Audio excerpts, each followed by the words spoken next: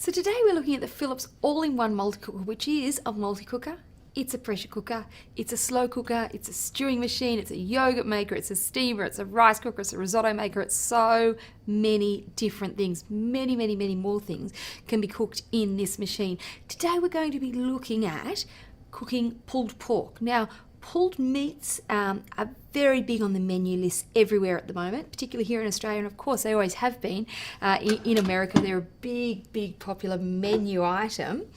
So getting the pork ready, or whether it was beef or even lamb or pulled chicken, is as easy as starting off by browning up, popping a little bit of oil in there and browning up something like some onion and some garlic and some herbs and things that are going to create a big flavour base. So I've got some leek and a little bit of thyme, which I'm going to saute on the high heat for a couple of minutes now. So you can hear that sizzling away. So what I did with the menu selection was press the saute high heat temperature and press the start button over there. I'm going to mix this through until just starts caramelizing, so those flavors are just starting to come through.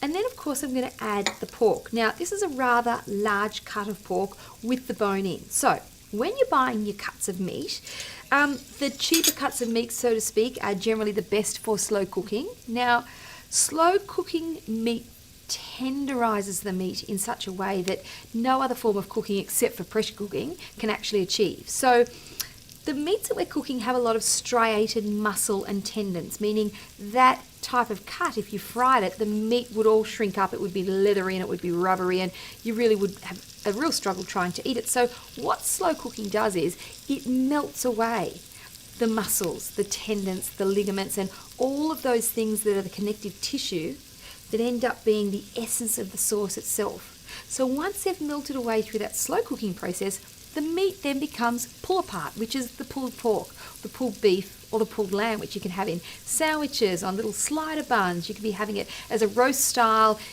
brisket with vegetables in stews, and you end up with a beautiful base that you can use for a casserole, a soup, or turn it into a sauce after it's actually cooked. So I have almost 3 kilos of pork shoulder with the bone in. So I'm going to marinate it now with this smoky hickory barbecue sauce with a little bit of paprika. You can use any type of marinade that you like, but you really need very little to no liquid for pulled type meats. So we don't need to add liquid to make it all soft. It will naturally happen with this excellent cooking procedure. So get the meat, and you can either baste it in a mixing bowl or you can baste it straight here in the cooking bowl itself. And you just need to be quite liberal in spreading that over the entire cut of the meat and placing the cut of meat straight into that bowl. So it's quite heavy. You'll need a good strong pair of tongs because it's a very large cut of meat. So I'm going to pop that straight in there. You can hear that sizzling and searing away, starting the cooking process. All of those flavours I can just about taste. I can certainly smell them. With the lid, I'm going to pop that on there now. I'm going to make sure that the seal is on because we're slow cooking. So seal, you've got bake, seal and vent. Seal, I'm going to cancel that sauteing and I'm going to pick slow cook, high temp, and I'm going to increase the cooking time to 12 hours and press start. It's that simple. So that will cook safely and beautifully for that 12-hour process. When you choose a function, there's an automatic default time and temperature setting. So had I increased the time to 12 hours, it would have automatically went to the 6 hour, and 6 hours is absolutely long enough for a pulled pork, a lamb, a chicken, or beef. It is long enough, but 12 hours just makes it even more tender. So I've chosen the 12 hours. I've actually prepared one that's been cooking overnight that's just ready. So I'm going to actually show you what the end result is because we can't sit here watching this for 12 hours. So we'll leave that one aside and I'll bring in my one that's been cooking. This is the end result. So this just came out of the slow cooker before we put the new batch in. It was slow cooked for 12 hours. It was the exact same cut of meat, and it is absolutely melt in your mouth and pull apart, just beautiful. So if we have a look at the meat, you certainly don't need a carving knife. You can see all of that muscle and tendon has melted away and become the essence of the sauce itself. So that's the meat, tender and beautiful and ready to eat. This is the excess liquid. So this is all of the liquid that's been produced from that cut of meat. So the tendons and the muscles and everything that's melted away has become the essence. Of course, there's some leek in there and a little sprig of thyme and the sauce, the basting sauce. But this liquid can be the base of a casserole. It could be used as a jus over the meat itself. You can actually thicken it up to make a really nice sauce or gravy by adding some gluten-free thickeners. So you can be using corn flour.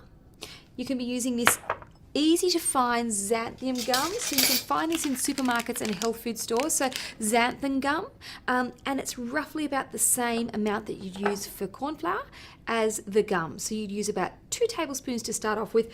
Mix it in a little bowl with a little teaspoon of water to turn into a paste.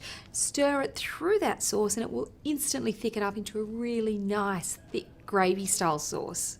So whether it's pressure cooking or slow cooking, both forms of cooking, usually you end up with quite a large lot of liquid from the meats that you've cooked. So if you like that really nice, thin, liquidy sauce, that's perfect. But if you want to thicken it up, you will need thickening agents. So with every recipe in the Philips recipe book that you get with the all-in-one cooker, or whether it's a recipe you get from elsewhere, add the thickening agents as you need to. So if that was supposed to be a gravy, again, you'd use either of those two. If you're making a soup and you need it a little bit thicker, add those into the liquid once the cooking process has finished. So thicken it up bit by bit. I'd recommend a couple of teaspoons to begin with, tablespoon at max, and then see how it is, because you don't want it to turn into cement. So thicken it up slowly until you get the consistency that you like, and then everybody's happy.